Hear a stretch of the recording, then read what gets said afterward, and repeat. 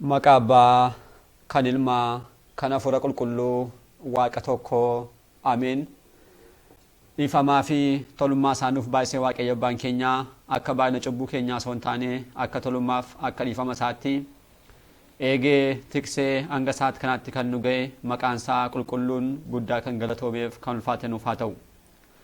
Maatiiwwan Waaqayyoo ijoolleen haadha keenya qulqulleettii Dubroo Maariyaamii bakka adda addaa taa'uudhaan sagalee kana kan dhaggeeffattan maqaa gooftaa keenyaaf fayyisaa keenyaa Iyyasuus Kiristoosiin nagaan isin gaafadhaa akka isaatti bakka jirtaniitti akkam bultanii akkam ooltanii akkam galgaleessanii ameen. Gooftaan keenyaaf fayyisaan keenya Iyyasuus Kiristoos yeroo hundumaa akka baay'ina cubbuu keenyaa osoo hin taane akka dhiifamaaf tolummaa isaatti kan nu eeguu amma isaatti kanatti qulqulluu kan ta'e sagalee isaa akka dhaggeeffannuudhaaf eebbisee kan nuuf kenne qulqulluu kan ta'e maqaan isaa guddaa kan galatoomeef kan ulfaate nuuf haa ta'u.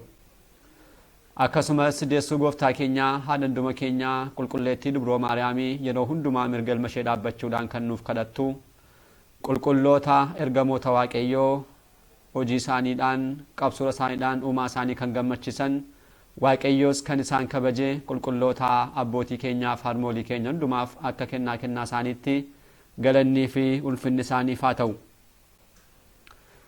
Eegaan maatiiwwan Waaqayyoo barumsa keenyaa jireenyaa fi hojii gaarii kiristaanummaa kan jedhuun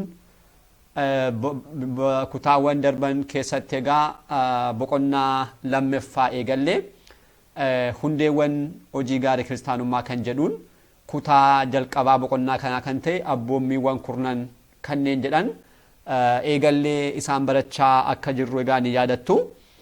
Keessumattuu kutaa xumuraa irratti ilaallee kan dhaabbanne abboommii torbaffaa seera ba'uu boqonnaa 20 lakkoofsa 15tti kan argannu hinatiin kan jedhu barannee akka dhaabbanne ni yaadanna. Egaan barumsa sanaan hinatiin kan jedhame Waaqayyo gooftaan keenya kan jalqabaa obboleessa kee obboleettii kee hiriyyaa kee hinatiin kan lammaffaa immoo Waaqayyoon hinatiin jechuudha. Obboleessa kee obboleettii kee hiriyyaa kee walumaa galatti jaalala namaa wajjirraan kan qabnu hinatiin kan jedhame qabeenyaa nama biraa kan keen taasifatiin kan jedhu bakka kan bu'u yommuu ta'u Waaqayyoon hinatiin kan jedhame immoo kurnoo kan Waaqayyoo kan ta'e 10 keessaa tokko sa'aatii keenya keessaa 10 keessaa tokko. Egaan namni jalqaba kan kennu yeroo saadha waan ta'eedhaaf yeroo keenya Waaqayyoof laachuu akka qabnu akkasumas qabeenyaa keenya irraa kan Waaqayyoo kan ta'e kaffaluu akka qabnu Waaqayyo abbaan keenya dursee abboommii kana nuuf kenneera jechuudha. Isa kana bal'inaan kutaa darbe keessatti waan talaalleedhaaf amma sitti bal'inaan kaasuun nu barbaachisu. Guyyaa har'aa immoo kan ilaallu abboommii 8ffaa kan ta'udha. Egaan abboommii 8ffaa seera ba'uu boqonnaa 20 lakkoofsa 16 irratti barreeffamee kan argannu hiriyyaa kee irratti sobaan ragaa hin bayin kan jedhu guyyaa har'aa kan ilaalludha kan ta'u jechuudha. Egaan abboommiiwwan Waaqayyoo gooftaan keenya dursee karaa Musee kan nuuf kenne kun hundi isaanii kaayyoo akka isaan qaban ilaalleerra. Egaan Waaqayyo gooftaan keenya hiriyyaa kee irratti sobaan ragaa hin bayin jechuudhaan yoo dubbatu kaayyoon abboommii kanaa maalidha kan jedhu yommuu ilaallu kallattii maan kabaja dhala namaadhaaf kan ta'edha. Namni tokko namni kamiyyuu jechuudha bakkaaf haala kam keessatti nama biraa irratti sobaan akka ragaa hin baane akeekkachiisuufidha. Kun immoo maaliifidha? Waaqayyo kabaja dhala namaadhaaf abboommii kenne. Abboommii wal'aanii 10 ergaa bakka lamatti akka isaan qoodaman jaalala namaadhaaf jaalala Waaqayyoodhaaf akka ta'an yoo dabbalaalleera.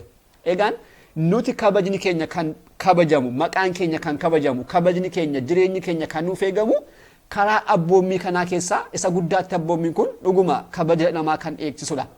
Maaliif namni tokko wanta hin raawwatamin wanta namni tokko hin raawwateera. Wanta inni raawwanne immoo wanta inni raawwate immoo hin raawwanne jechuudhaan dubbachuu isaatiin maqaa nama tokko balleessuu danda'a. Kabaja nama tokko salphisuu danda'a. Akkasumas immoo jireenya nama tokko miidhuu wanta danda'uudhaaf kabaja namaadhaaf abboommii kennamedha jechuudha. Kun egaa abboommii Waaqayyoo ta'e namni kana bira darbee abboommii kanan kabajan immoo dhuguma miidhaa guddaa kan geessisu jireenya namaa kan miidhu akkasumas immoo dhugaa kan balleessudha. Kanaafidha Salomoon maal jedheera macaafa fakkeenyaa boqonnaa 12 lakkoofsa 22 yeroo laallu arrabni sobduun Waaqayyo biratti cigaamtudha jechuudhaan dubbateera. Egaan abboommiin kun kan raawwatamu kan cabu jechuudha arrabaanidha jechuudha. Kanaaf arrabni sobaan dubbattu kun immoo waaqayyo biratti gatii kan hin qabne cigaa'amtu kan taatedha jechuudhaan dubbateera jechuudha. Egaan gara abboommii kanaatti seenuu keenyaan dura ragaan maalii kan jedhu beekuu qabna. Ragaan afaan Oromooti. Yeroo hiiknu hiikkaan isaa maal jechuudha? Walfalmii yookiin walitti bu'insa namoota gidduutti uumameef murtiin haqa qabeessa akka kennamuudhaaf abbaa seeraa yookiin walgahii jaarsolii abbootii aangoodhaaf kan kana fakkaatan duratti afaaniin kan dhiyaatudha. Egaan namni lama waan tokkotti walitti bu'uudhaan gara guyyaa har'aa bal'inaan kan beekamu gara mana murtiitti yeroo deemamu abbaa seeraa duratti dhuguma walfalmii isaanii kana keessatti kan miidheef kan miidhame eenyu akka ta'e beekamuudhaaf maaltu barbaachisa? Ragaan ni barbaachisa jechuudha. Kanaaf ragaan kun fuula abbaa murtiitti dhiyaachuudhaan murtii dhugaa gara fuulduraatti kennamuudhaaf baay'ee murteessaa kan ta'edha. Ragaan egaa kun immoo jallinaan kan dhiyaatu yoo ta'e kan waaqayyoo abboomi sana cabsu ta'a. Garuu dhugaadhaan kan dhiyaatu yoo ta'e garuu waaqayyootti fudhatama kan qabu akkasumas immoo nama durattis immoo qajeelaa kan ta'e ta'a jechuudha. Namoonni garuu yeroo baay'ee dhugaarraa fagaachuudhaan faayidaan adda addaadhaaf bitamanii qarshii argachuudhaan qabeenya argachuudhaaf jecha darbanii immoo hiriyyaa isaanii miidhuu dhiisuudhaaf jecha fira isaaniidhaaf yaaduudhaaf jecha wanta raawwatamiin raawwatameera. Wanta raawwatamne immoo raawwatameera jechuudhaan wanta raawwatame immoo hin raawwatamne jechuudhaan jallisanii murtii yookiin immoo ragaa sobaa ni kennu jechaadha. Innaan ragaan akkasii kun maal jedhama? Ragaa sobummaadhaan kan dhiyaatudha jechuudha. Egaan waaqayyo dhugaan uummata gidduutti badee hiyyeessi qabeenyaa fi fira hin qabne miidhamaa kan jiraamneedhaaf abboommii sobaan ragaan bayinaa jedhu nu gidduu kaa'eera jechuudha. Abboommii kana darbuun immoo balleessaa guddaadha. Maaliif? Abboommii waaqayyoo kan ta'e cabsuu waan ta'eedhaaf jechaadha. Walumaa galatti garuu namni tokko sobaan ragaa hin bayin kan jedhame kana yeroo cabsu yoo xiqqaate cubbuuwwan 3 al tokkotti ni raawwata. Kan jalqabaa namichi dhugaan dubbadha jedhee jalqaba waadaa galeef deebi'ee immoo dhugaa sana cabsuudhaan maal ta'a? Waadaa sana ni cabsaachuudha. Jalqaba ragaa laachuudhaan dura maaltu jira? Waadaawwan baay'een ni jiraatu. Waadaa sana erga raawwatee booda wanta sobaa yeroo dubbatu kan dubbateef sana ni cabsee jechaadha. Mataa isaatti cubbuu guddaa raawwateera jechuudha. Kan lammaffaa immoo abbaan murtii sobaan murtee kennuudhaaf sababa ni ta'a. Hin sobiin kan jedhame abbaan murtiiyyuu osoo hin beekin maal taasisaa? Soba raawwate jechuudha. Maaliif? Murtii irratti dabarsuudhaan sobni raawwatameera jechaadha. Murtiin kun amma lubbuu dabarsuttu kan gahu wanta ta'eedhaaf miidhaa guddaa keessaa jechaadha. Kan sadeeffaa immoo namichatti murtaa walitti rakkoo guddaa keessa. Maaliif? Namni kun dhuguma osoo wanta raawwanne raawwateera jedhamee ragaan wanta itti ba'amuudhaaf namni kun murtii san madaallee argata jechuudha. Hidhaa ta'uu danda'a, darbee amma qabeenyaa kaffalu ta'uu danda'a. Garuu miidhaa guddaarra namicha kana ni geessa jechuudha. Kanaafuu qaama kana sadan bakka tokkotti kan miidhudha. Kan jalqabaa waaqa keessatti maqaa waaqayyoo bakka hin taanetti waamiin kan jedhame maqaa waaqayyoo waaduudhaan waadaa galee bakka sobaatti maqaa waaqayyoo akka kaasuudhaaf sababa ta'e jechaadha. Kan lammaffaa immoo hin sobiin kan jedhame sobni ni raawwatame. Kan sadeeffaa immoo abbaan murtii namichis maal ta'eera? Osoo hin beekin soba raawwateera jechuudha. Namicha kanarrattis immoo dudduubaan wantoonni baay'een ni dhufu. Amma lubbuu baasutti hin ajjeesin amma jedhametti illee gahuu ni danda'a jechaadha cubbuun kun. Kanaaf ragaan sobaa tokko cubbuuwwan baay'een bakka tokkotti walitti qabamanii akka isaan raawwatamaniidhaaf sababa ta'a jechaadha. Ragaan sobaan tokkitti cubbuuwwan kana hundumaa of keessatti qabattee wanta jirtuudhaaf maqaa waaqayyoo bakka maletti ni waama. Hin ajjeesin kan jedhuuf hin hatiin kan jedhu abboommiiwwan kun kanneen isa fakkaatan al tokkotti akka isaan cabaniidhaaf sababa ni ta'a jechuudha.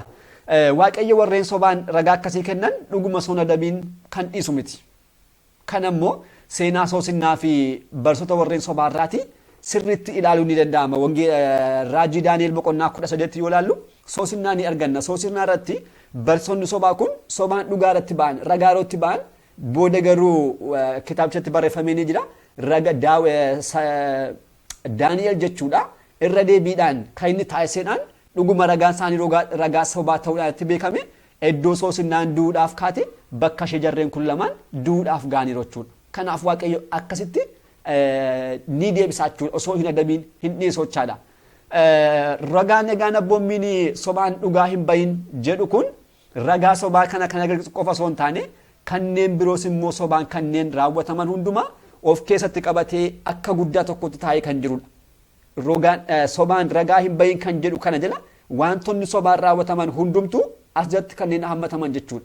Fakkeenyaaf haa kaasnuuti bara keenya kanatti kanneen akkasii kun warreen akkamitti raawwatame jennee yeroo ilaallu ragaawwan sobaa adda addaa bituu, daataawwan, waraqaawwan, chaappaawwanii fi mallattoolee sobaa fayyadamu. Chaappaa waajjira tokko kan hin taane sobaan hatuudhaan yookiin immoo kooppisaa baasuudhaan raawwachuu, daataawwan akkasii kana sobaan raawwachiisuu, mallattoolee namaa fokkeessisuudhaan mallattoo kan nama biraa fokkeessuudhaan itti mallatteessanii waraqaadhaan wanta adda addaa raawwachuu. Isaan kuniif kanneen kana fakkaatan jedhu irraa waajjira adda addaatti kutaawwan adda addaatti raawwataman kun humni isaanii maal jedhamu as jalatti kanneen raawwatamaniif sobaan kanneen dhugaa ba'an jedhamanii abboommii kana akka cabsuutti ni beekamu jechaadha. Isaan akkasii kana kanneen raawwatamanis abbaan abboommii kanaas osoo isaan hin adamin hin dhiisu jechaadha. Isa kanaaf immoo dhuguma fakkeenya guddaa kan nuuf ta'u seenaa namicha qajeelaa kitaaba qulqulluu kan argannu Naabuteedhaaf Elzaabeelidha. Elzaabeel haadha manaa mooticha Akaa'aab turte. Tokkoffaan moototaa boqonnaa 20 lakkoofsa 1-26 yoo ilaalle dhuguma ni arganna. Abbaan manaa ishee Naabuteen abbaan manaa Elzaabeel Akaa'aab maal jedhee ture lafa Naabutee barbaade Naabuteen immoo lafa kana kennuuf hin barbaanne. Kana booda gaddee gaafa inni manatti galu dubartiin kun Elzaabeel maal taasiste lakkii hin gaddiin kanammaa ani siif irraa wadhaa itti jajjabesite. Kana booda mallattoo sobaa, waraqaa sobaa, chaappaa sobaa kan mootii kanaa itti mallatteessuudhaan Naabuteen akka du'uudhaaf Waaqayyo irratti seera Musee irratti osoo inni yakka raawwatu argineerra jettee ragaa sobaa bituudhaan maal taasiste Naabuteen akka inni dhagaadhaan rukutamee du'uudhaaf sababa taateetti jechaadha. Kana booda Naabutee ajjeesiste kana booda deebitees immoo isheenis Waaqayyo callisee isheenis maal taate fooqii irraatti darbatamuudhaan kuftee isheenis bakkuma dhiigni akkuma dhiigni Naabutee dhangalee dhiigni ishees dhangalee saroonni arraa bari'u jechuudha. Kanaaf Waaqayyo haala kanaatiin warreen kana raawwataniidhaaf hin hambisu jechuudha. Booda kan kaffalu ta'a. Kanaaf kanarraa of eeggachuun baay'eetti barbaachisaa jechuudha. Ittaansine kan ilaallu immoo cubbuuwwan biroo akka ragaa sobaatti kanneen lakkaa'aman isaan akkamitti kanneen jedhan ni ilaalla. Abboommii kanaa kanneen hammataman keessumattuu qabxiiwwan 3 tokko as jala keenya irraa kan jalqabaan soba dubbachuudha. Sobni dubbachuun kallattimaan abboommii kana kan cabsudha. Soba jechuun namni tokko sammuun isaa osoo beeku dhugaa jallisuudhaan akkasumas nama amansiisuuf yookiin immoo fakkeessee dhiyeessuudhaaf kan dubbatudha. Sammuun isaanii beekaa soba ta'uusaaf tamana garuu nama amansiisuudhaaf yookiin immoo dhugaa jallisuudhaaf kan inni itti fayyadamu jechaadha. Dubbiin akkasii kun abboommii kanaan kan dhorkamedha. Hin sobiin kan jedhame kana ragaan sobaan dhugaa hin bayin sobaan ragaa hin bayin kan jedhame kana kunis dhorkamedha jechaadha. Sobni gaafa laallu akkasuma calliseetuma kan dhufe osoo hin taane Waaqayyo cubbuuwwan hundumaa kan hin uumne ni beekna. Sobni garuu kan dhufe karaa diina keenya karaa diiyaabiloosidha. Yoo jalqabaadhaaf gara jireenya dhala namaatti soba kana kan fidesedha diiyaabiloosidha jechaadha. Diiyaabiloos sobaan abbootii keenya jalqabaa maal jedheedha Addaamiif Hewaaniin yoo nyaattan iji keessan ni banama. Gaarii fi hamaa adda baasuun akka Waaqayyoo taatu malee du'an duutan jechuudhaan sobaan dubbate. Soba kana kan dubbate mataa masaarraa kaasuudha. Kana booda dhugumatti fokkaatee Addaamii fi Hewaan maal taasisanii nyaata kana abbukittii kana kutanii nyaachuudhaan akka Waaqayyoo taatu jedhee abbaan sobaa diiyaabiloos kan inni isaan abdachiise osoo hin argatiin maal ta'anii du'a du'uu danda'an jechuudha. Ganata keessaatii ari'aman teessoo isaanii biyya isaanii gadhiisaniitu gara bittaan diiyaabiloos itti jiraachuun kan isaaf ta'u gara si'oolitti darbatamuudhaaf danda'an jechuudha. Kanaaf maal ta'e gara cubbuudhaaf gara du'a bara baraatti galuu danda'an jechuudha. Maaliin soba dhaggeeffachuudhaan. Haala kanaan soba gara sobee du'a kanammoo gara addunyaatti kan fideenyudha. Diiyaabiloosidha jechaadha. Diiyaabiloos soba kana mataa isaadhaan eegaluun isaan maal jenna abbaa sobaa akkasuma immoo warreen soban immoo ijoollee isaa ta'u jechuudha. Isa kana gooftaan keenya maal jedheedha wangeela Yohaannis boqonnaa 8 lakkoofsa 44 yoo dubbisnu inni jalqabumarraa lubbuu kan ajjeese ture. Dhugaanis isa bira waan tan jirreef dhugaaf hin dhaabbanne. Soba kan yeroo dubbatus immoo mataa isaarraa dubbata. Sobduudhaaf abbaa sobaa dhachuudhaan dubbatee jechaadha gooftaan keenya. Warreen jalqaba lubbuu kan ajjeese ture. Lubbuu kan ajjeese jechuun kun lubbuuwwan dhala namaa akkan Addaamiif kan Hewaan du'a bara baraadhaaf akka isaan kufan kan taasisudha. Diiyaabiloosidha jechaadha. dhugaan immoo sabiran jiru dhugaadhaafis dhaabbachuu hin dandeenye dursee magaalaa ergamootatti maal jedhee sobaan kan ka'edha jechuudha. Boodas immoo soba kan dubbatudha mataa masaaraa kan ta'e sobni bakka tokko kan hin dhufne ofuma isaatiin kan dubbatu sobduudhaaf abbaa sobaa. Abbaa sobaachuun immoo warreen akka isaa sobaniidhaaf abbaa ta'a jechuudha. Kana gooftaan keenya wangeela kanarratti ifa baasee dubbateera jechuudha. Kan lammaffaan immoo galatoo kan tuudha. Galatoon kan tuu nama tokko wanta hin qabneen sobaan galateeffachuu callisan jechaadha. Wanta namichi hin qabneen sobaan ol qabuudhaan namichi akka inni of tuulummaadhaaf saaxilamu of tuulummaadhaan immoo deebi'ee waaqayyo kennaas akka inni irraa fudhatu waaqayyo akka inni isa jibbu waaqayyootti akka inni jibbamu kan taasisudha. Kanaafuu namni tokko wanta hin qabneen ni qaba. Sadarkaa namni tokko irra jira jechuudhaan kabajnii fi galatoon sobaa akkasii taasifamu kun galatoo kantuu jedhamuudhaan kan jirudha jechuudha. Kun immoo akkas taasisuun balleessaa guddaatti lakkaa'ama. Maaliif namichi kun galatoo isaaf hin taane fudhachuu isaadhaan galatoo waaqayyoodhaaf ta'uuf qabu ni afaachuudha. Kan lammaffaa immoo galatoo kana argachuu isaatiin kan hin qabneen ol tuulummaatiin maal ta'a? Yeroo inni lapheessaa ol tuulummaadhaaf kaasu waaqayyo kan hin jaallanne ol qabummaa keessatti ni kufaachuudha. Kanaan uumaa isaadhaan kan jibbamu taasisa. Galatoo kan tuulaa fagaachuu qabnus immoo kitaabni qulqulluu dhuguma nu agarsiisa. Hojii duukaa bootaa boqonnaa 12 lakkoofsa 21 hanga 23 yeroo dubbisnu eenyuun arganna? Seenaa Heroos arganna. Heroos qulqulloota duukaa boota keessaa kan akka qulqulluu Yaa'aqoobiin kan ajjeesise xumurratti garuu yeroo mataa isaadhaaf kan du'e maalittiin ture? Galatoo kantuu kana fudhachuudhaan ture kan ture. Maal jedha kitaabni kun? Guyyaa tokko Heroos beellama namoota beellameetu uffata isaa babbareedee gaafa inni gara teessoo isaatti ba'u dubbiin dubbate dhagaa'e namoonni baay'ee gammadan. Kana booda dubbiin kun dubbii Heroos miti, dubbiin kun dubbii waaqayyooti kan waaqayyo dhufechuudhaan iyyan. Kana booda innis galatoo amma kana waaqayyoodhaaf kabaja laachuu wanta dadhabeedhaaf amma waaqummaatti wanta of ture jechuudha. Ergamaa waaqayyoo isa rukkuteechaan kana booda raammoodhaan nyaatamuudhaan ni du'e jechuudha. Kanaaf galatoon kantu amma kanaatti badinsa kanaaf kan nama geessisudha jechuudha. Kan biraan immoo oduu hin jirre uumuudhaan obbolaawwaniif hiriyyoota gidduutti lola uumu. Inni kunis gosa cubbuuwwan abboommii kana keessatti raawwataman keessaa tokkodha.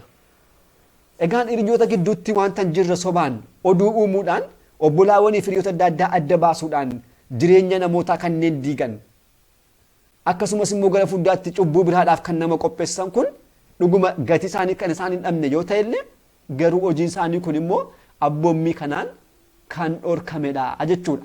Maaliif wanta akkasii kun yeroo uumamu namoonni jireenya isaanii gara fuulduraa fakkeenyaaf haadha manaaf abbaa manaa yoo ta'an jireenya isaanii adda cita. Ijoolleen karaa guddinaa jiran daandii guddinaa keessaa ka'u. Maatiiwwan adda addaa ni jeeqamu. Gara fuulduraatti amma lubbuu walii baasutti ni gaama jechuudha. Kanaaf kun cubbuu guddaa namarratti raawwatamuudha jechuudha nama biraadhaan. Nuti garuu wanta beeku qabnu oduuwwan akkasii kun yeroo isaan karaa namaa dhufan akkasumas immoo hiriyoonni keenya isaa ta'u obbolaawwan keenya yeroo isaan amala isaaniitti jijjiiratan maal ta'uu beeku qabna. Dhuguma oduun nuti hin beekne kan sirrii hin taane gidduu galee akka inni odeeffamaa jiru yoo hubanne jechuudha. Obsaan maal taasisuu qabna? Obsinee eegne dhuguma kun kaayyoo namoota oduudhaan jireenya nama adda baasuu ta'uu isaanii beekne isa kana dhuguma hambisuu ni dandeenya jechuudha. Kanaaf obsi yeroo baay'ee jireenya akkasii keessatti kan barbaadamudha. Kan biraan immoo hamiidha. Hamiinis immoo cubbuu namoonni waa'ee obbolaawwan isaanii bakka namni hin jirretti kaasuudhaan waa'ee nama biraa jechuudha.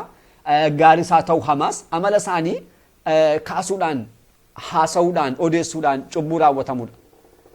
Egaan kan taphatan dhugaasuma ta'e illee balleessaa obboleessaa yookiin immoo obboleettii ofii dhoksuutu qajeelummaatti nu geessa malee balleessaa namaa baasuudhaan odeessuun cubbuu guddaadha. Kanaaf kallattiimaan wangeela Luqaas boqonnaa 18 irra kan jiran fariisicha akka qajeelummaatti ilaalamee fi deebi'ee immoo namicha akka funaanaa ture kan sana fakkeenya isaanii ilaaluun baay'ee itti gahaadha. Namichi fariisichi kun dhuguma kan dubbate wanta sirriidha. Wanta dhugaa kan ta'e jechuudha. Waa'ee namicha kadhata kutu kanaa kan dubbate dhugaa madha. Garuu cubbuu yookiin immoo dadhabbii obboleessaa kana baasee dubbachuu isaadhaan maal ta'e adabbii guddaa argate jechaadha. Cubbuu keessa galee jechaadha. Obboleessaa sun immoo maal ta'e gara waaqayyootti illee ol ilaaluu dadhabe cubbuu isaadhaan lapheesaa rukkutaa kadhannaa taasiseen qulqullaa'ee gara isaatti deebi'e jechuudha. Kanaaf cubbuu obboleessa keenyaa osuma dhugaa ta'ellee dubbachuurra dhoskuutuu qajeelummaa qabaata jechuudha. darbee immoo qulqullootatti wantoota akkas akkasii kana dubbachuu hamii inni kun immoo seenaa Museedhaa fi obbolaawwan isaa Maariyaamiif Aaroon gidduutti sirriitti kan mul'atudha. Seera lakkoofsaa boqonnaa 12 yoo ilaalle jarreen kun Musee irratti wanta biraa dubbachuudhaaf akkamitti dubartii Itoophiyaa fuudhuu danda'a jedhaniitu isa yoo argamnaan dubartii Itoophiyaa argamnaan akkamitti fuudhuu danda'a jechuudhaatti kaanii kana booda Waaqayyo ni adabe jechuudha qulqulluu koorratti kanan fedhatti akkamitti akkasitti dubbachuu dandeessu jechuudhaan kanaafuu kunis cubbuu guddaadha jechuudha. Maariyaam guyyaa torbaaf lamxiidhaan rukutamte uummata irraatii adda bahuudhaaf dandeessetti jechuudha sababa cubbuu kanaa. Kanaafuu hamii obbolootatti raawwatamu kana nutillee odeessuullee miti osoo odeeffamullee yoo dhageenye deeminees immoo dhaggeeffannees immoo gammachuudhaan yoo simanne dhuguma cubbuu kanarraatii qooddattoota ni taana jechuudha. Kanaaf dubbachuu qofa osoo hin taane dhaggeeffachuun illee hamii sanatti akka hirmaannuudhaaf karaa nutti banaachaadha. Kanaaf maal taasisnu yoo danda'ame hamii sana akka dhaabbatuudhaaf yaaluu yoo dhaabbachuu dadhabne immoo oduu sana jijjiiruudhaaf mata duree biraa keessa galchuudhaan jijjiiruudhaaf yaaluu yoo kana lamaan dadhabne immoo amala adda addaa mul'isuudhaan dhuguma yaada jaloota kana akka deggeraa hin jirre namootaaf ibsu callisuudhaan yookiin immoo mallattoo adda addaa fuula keenyatti agarsiisuudhaan namoonni akka isaan nu hubatan akka yaada kana hin barbaanne taasisuu qabna jechuudha. Deebinee immoo obbolaawwan keenya akkasitti nama amachuudhaa fi amala godhatan kana immoo itti gorsuu yoo dandeenye yoo dadhabne immoo gara namoota gorsuu danda'utti geessuudhaan akka isaan gorsa argatan taasisuutu nurraatii eegamaa jechuudha. Egaan gosoonni gara olitti ka'an kun gosoonni cubbuu kun hundumtu kanneen cubbuudhaan raawwataman ta'anii abboommii kana kanneen cabsan waan ta'aniif irraatii of eeggachuu qabna jechuudha. Guddaas haa ta'u xiqqaas gosti cubbuu tokko dhala namaadhaaf hin eeyyamamne. Kana kitaabni qulqulluun bakka adda addaatti nu kaa'a. Maal jedha qulqullichi Phaawulos walii keessaniin soba waliin dubbatinaa namummaa moofaa hojii isaa waliin ofirraa baastanii jechuudhaan saboota Qolaasees yeroo ergu boqonnaa 3:9 dubbateera. Darbees immoo ergaa isaa gara Efesoon kan erge boqonnaa 4:25 yeroo yaallu maal jedha kanaaf sobarraatii of fageessaatii obboleewwan keessan waliin dhugaa dubbadhaachuudhaan dhuguma soba dubbachuurraatii akka of eeggachuu qabnu dubbateera jechuudha. Kanaafuu sobarraatii of eeggachuun nurraatii eegama. Sobni kun immoo karaa adda addaa kan raawwatu keessumattuu guyyaa har'aa kanneen jalqaba kaasne kana qofa osoo hin taane namoonni mataa isaanii ol qabuudhaaf uffata qarshii hin bitamne qarshii kanaan hin bite moobaayilii qarshii kanaan baasne qarshii kanaan hin bite jechuudhaan mataa isaanii ol qabuudhaan kanneen dubbataman kun as keessa kanneen jiran keessumattuu barri keenya kun kitaabni qulqulluun kan hin barreeffamnee fi abboonni keenya hiikkaadhaan kan isaan hin keenye gosoota sobaa baay'ee qabate gara keenyatti dhufee kan jirudha. Kanaafuu kana hundumaa beekne qaldiiwwan adda addaa qoosaa adda addaa piraankii kanneen jedhaman kun hundumtuu xiqqoosaa ta'an guddaas abboommii kanaan kan dhorkamanidha.